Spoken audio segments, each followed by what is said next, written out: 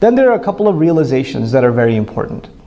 And those are that, we have to understand what time in history we live in.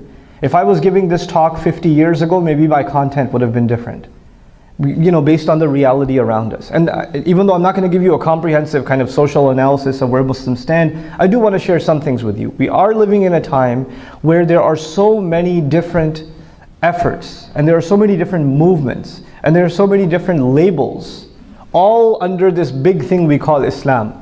There are so many flavors of Islam. There are so many variations within Islam. To give you a personal example, my adult life began in New York City, and I spent most of my adult life actually in New York City. I only left New York about 5 years ago. And I was exposed to Islam at a serious level in New York.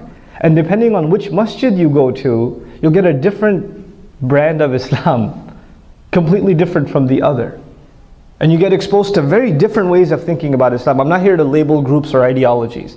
And I'm not talking about like outside of the mainstream fold. I'm talking about Sunni Islam, mainstream Islam. Within that, you have a lot of variety.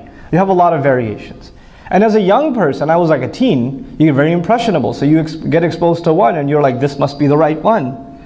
Then you get exposed to the other and you say, well, maybe there's something wrong with that one. This must be the right one. And you keep kind of experimenting. It's this experimental experience that I at least had in my earlier youth, right?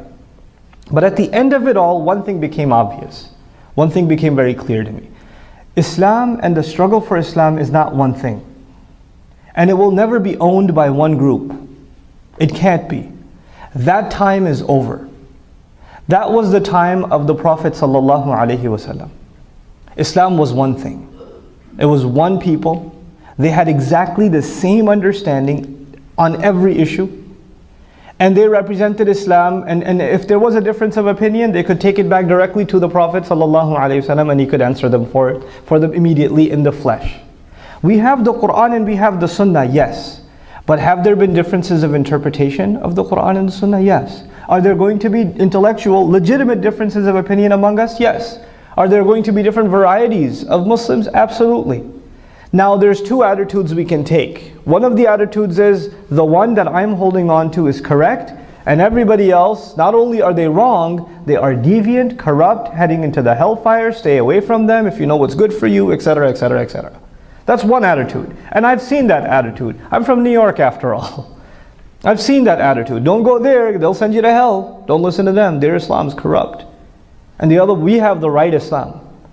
And the other one the same way. Everybody's proprietary, holding on to their variation of Islam as the right one. Everybody else says, I don't know what they're doing.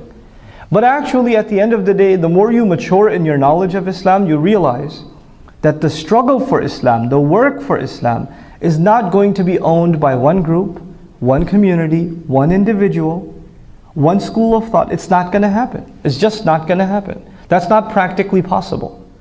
And if, recently, alhamdulillah, I had a chance to go to Hajj, as I mentioned before, you realize how much diversity there is in Islam when you're at Hajj.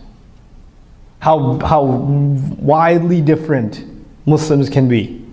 You realize that, if not any place, then Hajj.